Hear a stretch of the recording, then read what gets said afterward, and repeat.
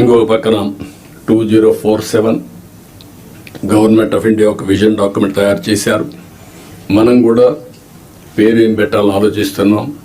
వికసిత ఆంధ్రప్రదేశ్ లేకపోతే ఇంతకుముందు స్వర్ణ ఆంధ్రప్రదేశ్ పెట్టాం. ఏదైనా సరే అక్టోబర్ 2వ తారీఖున మన విజన్ డాక్యుమెంట్ని మనం రిలీజ్ చేస్తున్నాం. మీతో ఆ నీతి ఆయోగ్ వాళ్ళందరూ కూడా వచ్చి మాట్లాడతారు. దీన్ని మీరు కూడా ఒక ఇది తయారు చేసుకోవాలి. డిస్ట్రిక్ట్ విజన్ డాక్యుమెంట్ తయారు చేయాలి. For ever it will be remembered I'm telling you.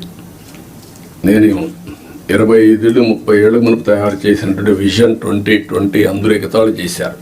దేశంలో first time had done that experiment.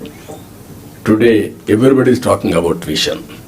ఇప్పుడు మీరు చేసే విజన్ 2047 ఆ డిస్ట్రిక్ట్కి మీకు ఎప్పటికీ సాటిస్ఫాక్షన్ ఉండేట్టుగా, ప్రొఫెషనల్ సాటిస్ఫాక్షన్ ఉండేగా ఉంటుంది.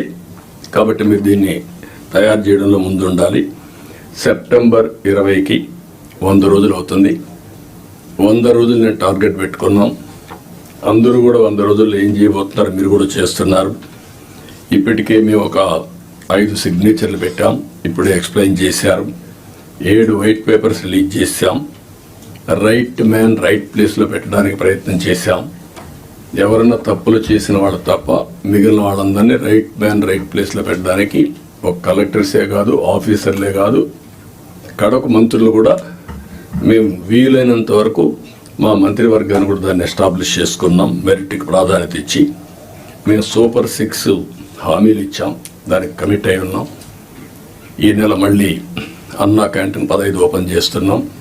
మిగిలినటన్నీ కూడా ఉండే ప్రత్యేకమైన పరిస్థితుల దృష్ట్యా ఎక్కడికక్కడ ఎప్పుడెప్పుడు ఏ కార్యక్రమం చేయాలనో వీళ్ళని తొందరగా ఆ కార్యక్రమాలు చేయడానికి కూడా ముందుకు పోతున్నాం.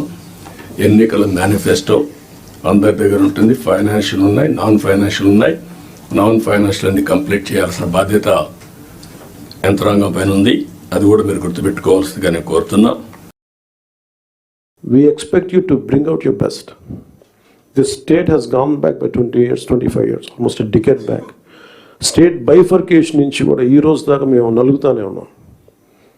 And this state's development is very essential for the integrity of this nation. ఎందుకంటే ఇక్కడ కనుక ఏమాత్రం కొంచెం సామాజిక రాజకీయ గొడవలు ఉంటే మన దేశ సమగ్రత కూడా ఇబ్బంది కలిగే పరిస్థితులు ఉంటాయి. ఎందుకంటే చాలా బాధల్లో ఉన్నాం. 20 years we really suffered post bifurcation. అందరం అవమానాలు పడ్డాం, ఇబ్బందులు పడ్డాం. స్టేట్ దాటి మళ్ళీ వచ్చాం. వచ్చిన తర్వాత కింద మీద పడి గవర్నమెంట్స్ ఏర్పడితే మళ్ళీ కాదు ఇంకో గవర్నమెంట్ వచ్చి రోడ్లు బోర్డర్లోకి రావాలంటే కూడా మమ్మల్ని అలౌ చేయని పరిస్థితులు ఇవన్నీ తట్టుకొని దాటుకొని నిలబడి వచ్చాం. So we are very very committed to give a bright future for this state.